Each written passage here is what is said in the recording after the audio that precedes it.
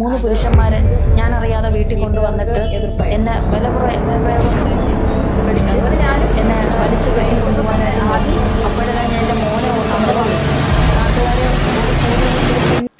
നമസ്കാരം, എക്സ്ട്രോയിലേക്ക് സ്വാഗതം. ഓരോ മനുഷ്യ ജീവിതത്തിന് പിന്നിലും ഓരോ കഥകളുണ്ട്, ജീവിത അനുഭവങ്ങളുണ്ട്. എക്സ്ട്രോയിലൂടെ അങ്ങനത്തെ ജീവിത അനുഭവങ്ങളാണ് നിങ്ങളിലേക്ക് എത്തിക്കുന്നത്. ഇന്നത്തെ എക്സിനെ ഞാൻ എന്നത്തെയും പോലെ മീര എന്ന് വിളിക്കുകയാണ്. മീര ഒരു സാധാരണ കുടുംബത്തിൽ ജനിച്ച 3 മക്കളിൽ ഒരാളാണ്. 24-ാമത്തെ വയസ്സിൽ ആദ്യത്തെ വിവാഹം, 31-ാമത്തെ വയസ്സിൽ രണ്ടാമത്തെ വിവാഹം. രണ്ടും വീട്ടുകാരുടെ ഇഷ്ടപ്രകാരം അവർ നോക്കിയെടുത്തു കൊടുത്ത കല്യാണം. രണ്ടാമത്തെ വിവാഹത്തിൽ 2.5 വയസ്സുള്ള ഒരു ആൺകുട്ടിയുണ്ട്. ഡിവോഴ്സ് കേസ് നടന്നുകൊണ്ടിരിക്കുകയാണ്. മീരയുടെ അനുഭവങ്ങളിലേക്ക് നമുക്ക് പോകാം. വെൽക്കം മീര. സുഖമാണ്. എന്തുകൊണ്ടാണ് ജീവിത അനുഭവങ്ങളൊക്കെ തുറന്നു പറയാ എക്സ്ട്രോ തിരഞ്ഞെടുത്തത്? ഞാൻ യൂട്യൂബിൽ മാഡത്തിൻ്റെ ഒരു ഷോർട്സ് കണ്ടു. അതിൽ മാഡം പറയുന്നു, സ്ത്രീകൾ ചിതലരിച്ച് ജീവിക്കുന്നതിനെക്കാട്ടിയും നല്ലത് ചിറകടിച്ച് പറക്കുന്നതാണ്. ആ ഒരു പോയിന്റ് എൻ്റെ മനസ്സിൽ വളരെ ഹൈലൈറ്റ് ചെയ്തു. അപ്പോൾ അതിൽ നിന്നാണ് ഞാൻ മാഡത്തിനെ ആദ്യമായി അറിയാൻ തുടങ്ങുന്നത്. ഓക്കെ. മീര, ആദ്യത്തെ വിവാഹം വീട്ടുകാർ നോക്കി നടത്തിയ വിവാഹമായിരുന്നല്ലോ. അത് ഡിവോഴ്സിലേക്ക് എത്താനുള്ള കാരണം എന്തായിരുന്നു? അത് എന്ന് പറഞ്ഞാൽ പുള്ളി സ്ത്രീധനത്തിൽ മാത്രമാണ് കോൺസെൻട്രേറ്റ് ചെയ്തത്. അപ്പോൾ അതിൻ്റെ പേരിലുള്ള പീഡനങ്ങളും സംസാരങ്ങളും അവരുടെ സ്ത്രീധനം ആവശ്യപ്പെട്ടിട്ടാണ്. നമ്മൾ കൊടുത്ത ക്യാഷ് ഫുൾ അവർ കൈപ്പറ്റി. അതിൽ നിന്ന് 1 രൂപ പോലും നമുക്ക് ഉപകാരപ്പെട്ടില്ല. പിന്നെ കുറച്ച് ഗോൾഡും, അതെല്ലാം അവരുടെ സ്വന്തമായി. പണത്തിന് വേണ്ടിയാണ് ഞാൻ നിന്നെ വിവാഹം കഴിച്ചത്, സ്വത്തിന് വേണ്ടിയാണ് വിവാഹം കഴിച്ചതെന്ന് കല്യാണം കഴിഞ്ഞതിൻ്റെ പിറ്റേന്ന് പറയുകയായിരുന്നു. അതിനുശേഷം വീണ്ടും വീടും പെരേടവും എല്ലാം ചോദിക്കുന്നുണ്ട്. അപ്പം അത് ചോദിച്ച് ലൈഫ് സ്പോയിൽ ചെയ്തുകൊണ്ടിരിക്കുകയായിരുന്നു. പക്ഷേ നമുക്ക് തരാനുള്ളതൊന്നും അവർ ഇന്ന് വരെ നമുക്ക് തന്നിട്ടില്ല. അത് കേസ് നടക്കുവാണ്. പിന്നെ രണ്ടാമത്തെ വിവാഹം എപ്പോഴാണ് നടന്നത്? അതും അറേഞ്ച്ഡ് ആയിരുന്നല്ലോ? അതും അറേഞ്ച്ഡ് മാരേജ് ആയിരുന്നു. വീട്ടിലെ അവസ്ഥ എങ്ങനെയാണ്? വീട്ടില് എന്ന് പറഞ്ഞാല് എൻ്റെ ഫാദർ ഇപ്പൊ മരിച്ചുപോയി. ഇപ്പൊ അമ്മയുണ്ട്. അപ്പോൾ ആദ്യം ഞങ്ങൾ 3 മക്കളാണ് ഉള്ളത്. മൂത്തത് ഒരു സഹോദരൻ, പിന്നെ സഹോദരി, പിന്നെ ഞാനാണ്. അപ്പോൾ സഹോദരി വിവാഹം ചെയ്തു. പുള്ളി എൻജിനീയറിനെയാണ് കെട്ടിയിരിക്കുന്നത്. അപ്പോൾ പുള്ളിക്ക് കൊടുക്കാനുള്ളതെല്ലാം കൊടുത്തു. അത് കഴിഞ്ഞിട്ട് നമ്മുടെ സ്വത്ത് ഷെയർ ചെയ്യുമല്ലോ, അത് ഷെയർ ചെയ്തത് വേറൊരു പെരേടെ ഉണ്ട്, പുള്ളിക്ക് അത് കൊടുത്തു. അപ്പം ഞങ്ങളുടെ നാട്ടിലെ രീതി അനുസരിച്ച് പെണ്ണുങ്ങൾക്കാണ് വീട് കൊടുക്കുന്നത്, മൂത്ത ആൾക്ക്. അപ്പോൾ അവർക്കത് അവർ ആൺ സിസ്റ്റക്കാരായതുകൊണ്ട്, അങ്ങോട്ട് നിൽക്കുന്ന രീതിക്കാരായതുകൊണ്ട് അത് വീട് പിന്നെ അടുത്ത മകളായ എനിക്കാണ് വന്നത്. അല്ല, വീട്ടിൽ ഒറ്റപ്പെട്ട ഒരവസ്ഥയാണെന്ന് പറഞ്ഞു. ഒറ്റപ്പെട്ട അനുഭവം. ചേച്ചിയുടെ വിവാഹം കഴിഞ്ഞതിന് ശേഷം അവരിലേക്ക് അങ്ങ് കോൺസെൻട്രേറ്റ് ചെയ്യായിരുന്നു മാതാപിതാക്കള്. എൻ്റെ ഇഷ്ടാനിഷ്ടങ്ങളോ ഒന്നും അവരറിഞ്ഞില്ല. രണ്ടാമത്തെ വിവാഹം വീട്ടുകാര് അതും അവര് തന്നെ എടുത്തു തന്നതാണ്. ആ വിവാഹത്തിന് എന്താ സംഭവിച്ചത്? ആ വിവാഹത്തില് പുള്ളിക്ക് നമ്മളുമായിട്ട് ഒരു രീതിയിലും ഒരു അറ്റാച്ച്മെന്റ് ഓപ്പൺ ആയിട്ട്. ആളുടെ ആദ്യത്തെ വിവാഹമാണ്, കുറച്ച് ലേറ്റായി. അപ്പൊ ഇത് പുള്ളി വന്ന് എടുക്കുമായിരുന്നു. അപ്പം പുള്ളിക്ക് തീരെ നമ്മളുമായിട്ടൊരു അറ്റാച്ച്മെന്റ് ഇല്ല, നമ്മളുമായിട്ട് ഒന്നിച്ച് നിൽക്കത്തില്ല. നമ്മളെത്ര സ്നേഹം ഇങ്ങോട്ട് എന്തൊക്കെ മറവുകളും ഒളിവുകളും പുള്ളിക്ക് ഉണ്ടായിരുന്നിട്ട് എനിക്ക് തോന്നി. ജോലി ഉണ്ടായിരുന്നു പുള്ളിക്ക്? ജോലി ജ്വല്ലറിയിലുണ്ടായിരുന്നു. അപ്പൊ ആ ജ്വല്ലറിയിൽ തന്നെ സ്റ്റേ ചെയ്തിട്ടുള്ള ജോലിയാണ്, മെസ്സിൽ. വീട്ടുകാര്യങ്ങളൊക്കെ വീട്ടുകാര്യങ്ങള് നോക്കാൻ വളരെ പ്രയാസമായിരുന്നു. ഞാൻ എൻ്റെ വീട്ടിലെ ചെലവില് തന്നെ എങ്ങനെയെങ്കിലും തട്ടിയും മുട്ടിയും കഞ്ഞിയും കുടിച്ച് പോയി. അത് കഴിഞ്ഞതിന് ശേഷം പുള്ളി നമ്മളുമായിട്ട് നിൽക്കത്തില്ല. പിന്നെ കൊറോണ കാലഘട്ടം ആയിരുന്നത് കൊണ്ട് പുള്ളി കുറച്ച് നമ്മുടെ കൂടെ നിന്നിട്ടുണ്ട്. എന്നാലും നമ്മളുമായിട്ടൊരു ഏത് ലൈഫിലും ഒരു അറ്റാച്ച്മെന്റ് കൂടുതലായിട്ട് കാണിക്കുന്നു. ഇമോഷണലി ഒരു കണക്ഷൻ വരുന്നില്ല. പുള്ളി ഓപ്പൺ അല്ല. പിന്നെ അത് നമുക്ക് ഇതാണല്ലോ, സംസാരമാണല്ലോ ഏറ്റവും ഇമ്പോർട്ടന്റ് ആയിട്ട് കമ്മ്യൂണിക്കേഷൻ വേണ്ടത്. അതില്ലാതെ അപ്പോഴ് ഞാൻ പറഞ്ഞു, എന്റെ സ്നേഹമില്ലാത്ത പ്രകടനം തന്നെ. മറ്റുള്ളവരുടെ പുള്ളി മിണ്ടാതിരുന്ന് പ്രവർത്തിക്കുന്ന ആ ഒരു കാറ്റഗറി, സൈലന്റ്.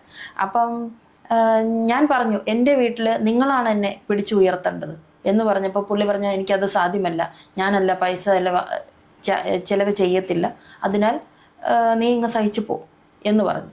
അപ്പം വീട്ടുകാർ ഇതും കൂടെ കാണുമ്പോൾ നമ്മൾ ശരിക്കും വീട്ടുകാരുടെ ഒരു കളിപ്പന്ത് തന്നെയായിരുന്നു. അതിന് വിധേയപ്പെട്ടത് കൊണ്ട് ഞാനിപ്പം എനിക്കൊരു കുട്ടിയെ പോലും പുള്ളിക്ക് താല്പര്യമില്ലായിരുന്നു. പുള്ളിയുടെ വീട്ടുകാർ നിറം പറഞ്ഞ് അപമാനിക്കുകയും പല രീതിയിൽ. അപ്പം എൻ്റെ വീട്ടുകാർ വേണം അതിനെ സോൾവ് ചെയ്യാൻ. ഇത് അവര് കൈയടിച്ച് ചിരിക്കുന്ന ഒരു പ്രവണതയായിരുന്നു. അപ്പൊ രണ്ട് വീട്ടിൽ നിന്നും മീരയ്ക്ക് ഒരു സപ്പോർട്ട് ഇല്ല, ഒരു സപ്പോർട്ടും ഇല്ലാതെ ഞാൻ പോന്നതാണ്. നമ്മളെ വീട്ടിൽ നിന്ന് എന്താണ് സപ്പോർട്ട് ഇല്ലാത്തെന്ന് പറഞ്ഞാൽ ഞാൻ ഇത്രയും നാള് എന്നെ ഒരു മുറിക്കകത്ത് ഇട്ടിരിക്കുമായിരുന്നു ഇത്ര നാള്. ഒരു ആവശ്യത്തിന് പോലും പോകാൻ സമ്മതിക്കാതെ, ഒരാവശ്യം എന്നെ എന്തുകൊണ്ടെന്ന് പറഞ്ഞാല് ചേച്ചിക്ക് വേണ്ടി, സഹോദരിക്ക് വേണ്ടി, സഹോദരിയുടെ ഞാൻ ഒന്ന് ഉന്നമനത്തിൽ എത്താൻ പാടില്ല എന്നുള്ളൊരിത്. ഇതെന്റെ ബ്രദറിന് എല്ലാ കാര്യങ്ങളും അറിയാം. പക്ഷെ അയാള് വേറൊരു രാജ്യത്തായതുകൊണ്ട് ഒരു കല്യാണം കഴിയുമ്പോൾ സപ്പോർട്ട് ഉണ്ടായിരുന്നു എന്ന് പറഞ്ഞാൽ വാക്കുകൾ കൊണ്ടുള്ള സപ്പോർട്ട് ഉണ്ടായിരുന്നു. ബാക്കി അവര് മാരേജ് കഴിഞ്ഞതുകൊണ്ട് കൂടുതൽ ഇടപെടാൻ പറ്റില്ല. സാമ്പത്തികം ഞാൻ ആദ്യം അപ്പനും അമ്മയും ഉണ്ടായിരുന്ന കാലത്ത് അവര് തരുന്ന എന്തെങ്കിലും വെച്ച് കഴിഞ്ഞുകൂടുകയായിരുന്നു. പക്ഷെ എനിക്ക് പുറം ലോകം കാണാനുള്ള ഒരു അവസ്ഥ, നീ അവിടെ പോയി ഇവിടെ പോയി, എന്തുകൊണ്ടാണ് ഇങ്ങനെ കാണിച്ചതെന്ന് എനിക്ക് അറിയില്ലായിരുന്നു. കാരണം അത് അപ്പന് മൂത്ത മകളോട് ഒരു അറ്റാച്ച്മെന്റ്, അപ്പന്റെ വീട്ടില് ഒരു ചായല് ഒരു പാർഷ്യാലിറ്റി അത് ഉണ്ടായിരുന്നു. പക്ഷെ ഞാൻ അന്നേരം ചിന്തിക്കുന്നുണ്ടായിരുന്നു, എൻ്റെ ആദ്യത്തെ സഹോദരൻ അവര് പുറം രാജ്യത്ത് എൻ്റെ അമ്മ ജീവിച്ചിട്ടുണ്ട്, അപ്പം ആദ്യത്തെ സഹോദരൻ അവിടെ ജീവിച്ചിട്ടുണ്ട്. അപ്പോൾ എന്തുകൊണ്ട് അവരോടും സ്നേഹമില്ലാതെ പോകുന്നു. പക്ഷെ സഹോദരന് വൈഫുണ്ട്, കുടുംബമുണ്ട്, അപ്പൊ അത് അവിടെ കവറാവും. പക്ഷെ ഇവിടെ എല്ലാം ഒറ്റപ്പെട്ട് മുറിക്കകത്ത് കിടക്കുന്നത് ഞാനാണ്. ഭർത്താവിൽ നിന്ന് ഒരു സ്നേഹവും ഇല്ല, പക്ഷെ അവരത് മനസ്സിലാക്കുന്നില്ല. ഈ സെക്കൻഡ് ലൈഫിൽ ഞാൻ വിചാരിച്ചു എന്നെ ഉന്നമതിയിൽ എത്തിക്കാൻ പുള്ളിയായിരിക്കും എനിക്ക് ഇതാവുന്നത്. പക്ഷെ എനിക്കായിരുന്നു ഉന്നമനത്തിൽ എത്തിക്കണമെന്ന് പറഞ്ഞു മീരയുടെ. കാരണം എനിക്ക് ഡ്രീംസ് എന്ന് പറഞ്ഞാൽ എനിക്ക് എന്റെ ഭർത്താവ് ഒപ്പം നിന്നിരുന്നെങ്കിൽ, ഞാൻ ഒരു കഴിവുകളുള്ള ഒരു സ്ത്രീയാണ്, അതെല്ലാം അടയ്ക്കപ്പെട്ട ഒരു യൂട്യൂബറൊക്കെയാണല്ലേ. ചെറിയ രീതിയിൽ യൂട്യൂബറാണ്. ഇപ്പൊ കുഞ്ഞു മോനുള്ളത് കൊണ്ട് എനിക്ക് അത്ര അങ്ങോട്ട് അത് വികസിപ്പിച്ചെടുക്കാൻ പറ്റുന്നില്ല. ആഗ്രഹമുണ്ട്. എന്തൊക്കെയായിരുന്നു ഒരു ലക്ഷ്യം അല്ലെങ്കിൽ സ്വപ്നം? ഭർത്താവ് സപ്പോർട്ട് ചെയ്യണം ആക്ടിവിറ്റീസിലൊക്കെ നല്ല രീതിയിൽ എനിക്ക് നല്ല താല്പര്യമുണ്ട്. അതൊക്കെ ഒരു തുണ അത് റെഡിയായിരുന്നെങ്കിൽ അതെല്ലാം കവറപ്പ് ആവുമായിരുന്നു. പക്ഷെ ഒരു സമയം ഉണ്ടായിരിക്കും. അതിനാണ് ദൈവം ഒരിക്കലും തളർത്തി താഴെ ഇടത്തില്ല എന്ന് എനിക്കറിയാം. ഇപ്പോഴത്തെ അവസ്ഥ എങ്ങനെയാണ് മീരയുടെ? ഇപ്പോഴത്തെ അവസ്ഥ എന്ന് പറഞ്ഞാൽ വളരെ ഒരു സിറ്റുവേഷൻ, പിന്നെ എനിക്ക് വളരെയേറെ വലിയൊരു അനുഭവം വന്നു. അതായത് സ്വത്തിന്റെ ഒരു കാര്യം. കാരണം വേറൊരു ഷെയർ എനിക്ക് തന്നിരിക്കുന്ന പ്ലോട്ടിൻ്റെയൊക്കെ തൊട്ടടുത്തൊരു കുറച്ച് ഷെയർ അത് എൻ്റെ സഹോദരിക്ക് കൊടുക്കാനായിട്ട് അമ്മ പല മാർഗങ്ങളും സ്വീകരിച്ചു. എനിക്കിതൊന്നും അറിയില്ലായിരുന്നു. അപ്പൊ ആങ്ങള ചെറുതായിട്ട് സപ്പോർട്ട് തന്നു. ഒരിക്കലും അവൾക്ക് കൊടുത്തിട്ടുണ്ട് ഇഷ്ടം പോലെ, അവളെ അവിടെ സെറ്റിലാക്കി. ഇനി ഇതിൽ നിന്ന് അവൾക്ക് ഒന്നും കൊടുക്കേണ്ട കാര്യമില്ല. അപ്പം അത് നിനക്ക് തന്നെ ആയി വരും, നിനക്ക് ഒന്നും ഇല്ലാത്തതല്ലേ എന്ന് പറഞ്ഞു. കാരണം ഹസ്ബൻഡ് വേണ്ടത്ര കാശ് ഒന്നും ചെലവാക്കുന്നില്ല എന്നൊക്കെ. സാമ്പത്തികമുള്ള ആളാണോ ഹസ്ബൻഡ്? ഹസ്ബൻഡ് സാമ്പത്തികമുള്ള അല്ല, ഈ ജോലി ചെയ്ത് പിന്നെ വീടും അവരുടെ പ്ലോട്ടും വീടും ഒരു ചെറിയ കടയും പുള്ളിയുടെ പേരിലെന്ന് പറഞ്ഞിട്ട് പിന്നീട് എന്നോട് പറഞ്ഞു അത് എൻ്റെ സഹോദരിക്ക് വേണ്ടിയുള്ളതാണെന്ന് പറഞ്ഞു. ആദ്യത്തെ വിവാഹ ബന്ധവും വിവാഹമോചനവും ഒക്കെ എങ്ങനെയാ മീരയെ ബാധിച്ചത്? എനിക്ക് വീട്ടുകാരും ഒരു സപ്പോർട്ട് തന്നില്ല. വീട്ടുകാർ ഡിവോഴ്സ് ചെയ്യിക്കണമെന്നുള്ളൊരു ആ ഒരു സപ്പോർട്ട് കിട്ടിയെന്നല്ലാതെ അവർ എൻ്റെ ഇഷ്ടങ്ങളും അനിഷ്ടങ്ങളും പിന്നെ അവരെ അറിയുന്നില്ലല്ലോ. അപ്പം ഞാനൊരു മുറിക്കുള്ളിൽ തന്നെ ഇരുന്ന് മൊബൈലുമായിട്ട് മാത്രമായിരുന്നു. മൊബൈലൊക്കെ എനിക്ക് ആ സമയത്തൊക്കെ കിട്ടുന്നുള്ളൂ. അപ്പോൾ എനിക്ക് പെട്ടെന്ന് കൈ വിറയ്ക്കുകയും ഉറങ്ങിക്കൊണ്ടിരുന്ന എൻ്റെ ഉറക്കം നഷ്ടപ്പെടുകയൊക്കെ ചെയ്തപ്പോൾ ഞാൻ വളരെ ഇതായി. അപ്പോൾ എനിക്ക് ഭയങ്കര വിഷമമായി, സങ്കടമായി. അപ്പോൾ ഇവരെനിക്ക് വേണ്ടി എൻ്റെ മാതാപിതാക്കൾ പോലും, എനിക്ക് PCOD സംബന്ധമായ രോഗം ഉണ്ടായിരുന്നു. അത് ഇറഗുലർ ആയിരുന്നിട്ട് അതെ അതെ അതെ. അപ്പൊ അതുപോലും കാണിക്കത്തില്ല, പൈസ ചെലവാകും എന്ന് പറയും. അത് പ്രതി എന്നെ തീർത്തും ഈ ഒരു കാര്യത്തിൽ ഒരു സ്ത്രീ വിഷയമായ ഇങ്ങനെയുള്ള അസുഖങ്ങൾ പോലും അവർ കെയർ ചെയ്തില്ല വീട്ടുകാർ. രണ്ടാമത്തെ വിവാഹത്തിന്റെ തുടക്കം മുതലേ പ്രശ്നങ്ങളായിരുന്നു അതോ? പുള്ളി മാറി നിൽക്കുമായിരുന്നു, നമ്മളുമായിട്ട് വന്ന് നിൽക്കില്ല. ഞാൻ പറഞ്ഞിട്ടുണ്ട് ഇവിടെ കൂടെ ജീവിക്കത്തില്ല. അത് എന്റെ വീട്ടുകാർക്ക് തന്നെ മനസ്സിലായി. എന്തുകൊണ്ട് അവൻ കൂടെ വന്ന് നിന്ന് ഒരുമിച്ച് ജീവിച്ചിട്ടില്ല എന്ന് പറഞ്ഞാൽ അങ്ങനെ നോക്കുകയാണെങ്കിൽ 2 ലൈഫിലും അങ്ങനെ തന്നെയാ.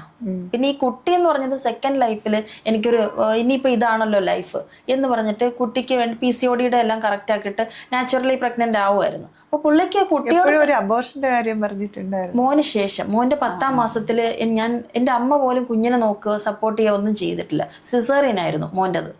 അപ്പോൾ അത് കഴിഞ്ഞിട്ട് ഒറ്റയ്ക്കാണ് ഞാൻ കൊച്ചിനെ OP-യിലൊക്കെ കാണിക്കുന്നത്. ഡോക്ടേഴ്സ് വരെ എന്നെ വഴക്ക് പറഞ്ഞു. കുഞ്ഞിന്റെ കാര്യത്തിൽ ഹസ്ബൻഡ് കൂടെ വരാം. കുഞ്ഞിന്റെ കാര്യത്തിൽ ഹസ്ബൻഡോ അവരുടെ വീട്ടുകാരോ എൻ്റെ വീട്ടുകാരോ ഒന്നും സ്റ്റാൻഡ് എടുത്തിട്ടില്ല. ഒരു കൈത്താങ് പോലും ഇല്ലായിരുന്നു. ഫിനാൻഷ്യലി പോലും എനിക്ക് അന്നേരം ഒരു അവസ്ഥയും ഇല്ല. ഒരു കാശ് തരാൻ പുള്ളി കൊച്ചിന് പാൽപ്പൊടി പോലും മേടിച്ചു കൊടുക്കില്ലായിരുന്നു. മെഡിക്കൽ സ്റ്റോറിന്റെ അടുത്ത് പോയി നിന്നാൽ എന്നെ നാണം കെടുത്താനാണോ ഇവിടെ എന്നെ കൊണ്ടുവന്നിരിക്കുന്നത്, മര്യാദയ്ക്ക് മേടിച്ചോളണം എന്നുള്ള രീതി. കുഞ്ഞിന്റെ പേര് ഒരു അപ്പൻ എന്ന് പോലും വിളിക്കാൻ ഈ വ്യക്തി തയ്യാറാവുന്നില്ല. എന്നിട്ട് ഈ വ്യക്തി മുറിയുടെ പുറത്തിറങ്ങിയിട്ട് എൻ്റെ അമ്മയോട് പറയുന്നത്, എന്താ എൻ്റെ കൊച്ചല്ലേ, എനിക്ക് അറിഞ്ഞൂടെ, ഇവിടെ അതും ഇതുമൊക്കെ പറയുന്നു. ഇതൊക്കെ പോയിട്ട് എൻ്റെ ആദ്യത്തെ വിവാഹ ബന്ധത്തിൽ ആ അമ്മ നല്ല രീതിയിലുള്ള തെറി സംഭാഷണം, അവർ മരുന്നുകൾ കഴിക്കുന്നുണ്ടായിരുന്നു. അപ്പോൾ ആ ഒരു ടീമുകളിൽ നിന്നൊക്കെയാണ് എനിക്ക് ഓരോ ചെറുതിങ്ങനെ കിട്ടിക്കൊണ്ടിരിക്കുന്നത്.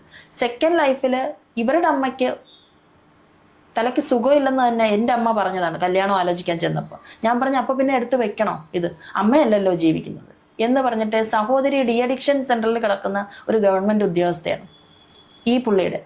അപ്പോൾ ഈ സഹോദരിയുടെ ആ ഹോസ്പിറ്റലിൽ വരെ ഞാൻ പോയി കണ്ടിട്ടുണ്ട്. അപ്പോൾ പുള്ളിക്കൊരു കോംപ്ലക്സ് മൈൻഡാണ്. എൻ്റെ വീട്ടുകാർ മാത്രമല്ല ഇത് തിരിച്ചും ആവാന്നുള്ള രീതി പുള്ളി ചാൻസ് തപ്പിക്കൊണ്ടിരിക്കാൻ നേരത്താണ് എൻ്റെ ഈ മോൻ്റെ പ്രസവം കഴിഞ്ഞിട്ട് എൻ്റെ ആങ്ങളെ എന്നോട് പറഞ്ഞു, നിന്നോട് തന്നെ സ്നേഹമില്ലാത്ത നമ്മുടെ അമ്മയാണ്, നീ ഇവിടെ നിന്ന് പോകണം, കൊച്ചു ജനിച്ചു, അല്ലെങ്കിൽ കൊച്ചിനെ കൊന്നുകളയുമെന്നാണ് പറഞ്ഞത്. ഇത് എൻ്റെ ബ്രദർ